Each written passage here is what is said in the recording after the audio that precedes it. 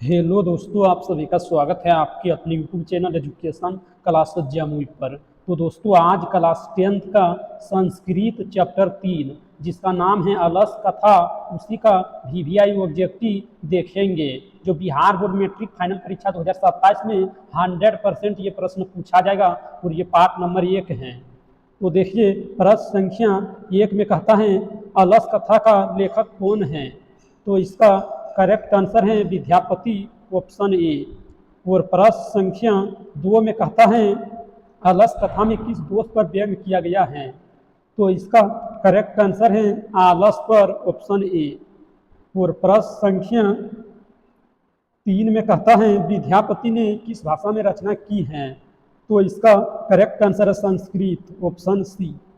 और प्रश्न संख्या 4 में कहता है विद्यापति कौन थे।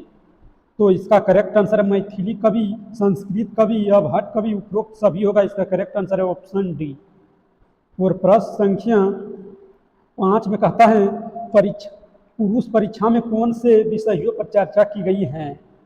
तो इसका करेक्ट आंसर धर्म, अर्थ, काम, उपरोक्त सभी होगा। इसका करेक्ट आंसर है ऑप्शन डी।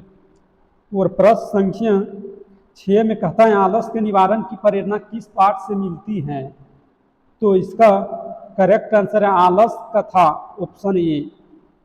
और प्रश्न संख्या 7 में कहता है आलसी व्यक्ति का क्या स्वभाव होता है। तो इसका करेक्ट आंसर है सुस्त, ऑप्शन सी। और प्रश्न संख्या 8 में कहता है अलस कथा का मुख्य संदेश क्या है।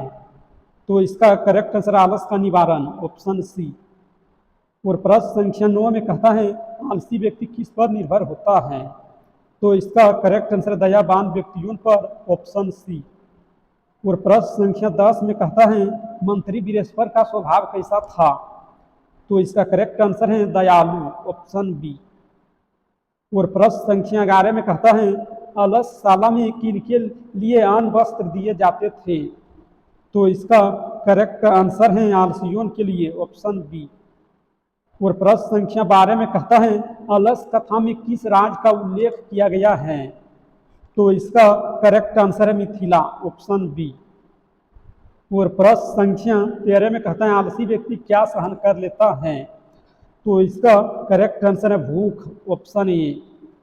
और प्रश्न संख्या 14 में कहता है अलस कथा किस ग्रंथ से संकलित है। तो इसका करेक्ट आंसर है पुरुष परीक्षा से, ऑप्शन बी। और प्रश्न संख्या 15 में कहता है आलसी व्यक्ति किससे बचने का बहाना ढूंढता है।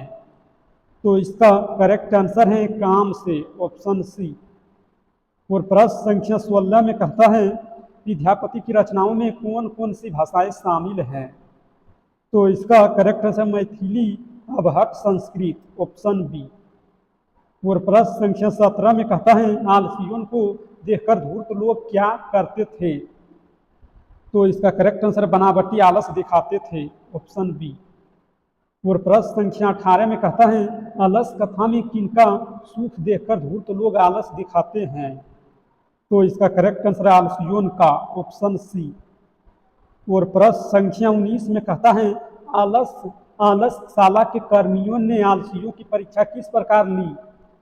तो इसका करेक्ट आंसर आग लगाकर, ऑप्शन बी। और प्रश्न संख्या 20 में कहता है आग लगने पर चारों आलसी पुरुष क्या कर रहे थे। तो इसका करेक्ट आंसर है आपस में बातें कर रहे थे, ऑप्शन सी। और प्रश्न संख्या 21 में कहता है विद्यापति की विशेषता क्या थी। तो इसका करेक्ट आंसर संस्कृत भाषा में प्रभुत्व, ऑप्शन सी। और प्रश्न संख्या 22 में कहता है अलस कथा में आलसियों को किसने बाहर निकाला। तो इसका करेक्ट आंसर है नियोगी पुरुष को, ऑप्शन सी।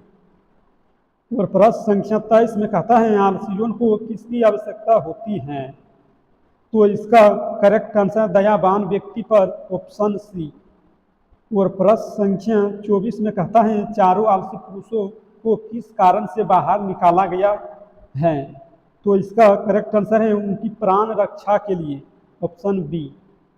और प्रश्न संख्या 25 में कहता है अलस कथा में आलसियों का मुख्य शत्रु कौन है। तो इसका करेक्ट आंसर है आलस, ऑप्शन ए। अगर इस वीडियो पसंद आया तो लाइक करना और इस चैनल पर पहली बार है तो चैनल को सब्सक्राइब करना, ताकि जब भी वीडियो डालेंगे तो उसका नोटिफिकेशन आप तक पहुंचेगा। और आप सबसे पहले देख पाएंगे।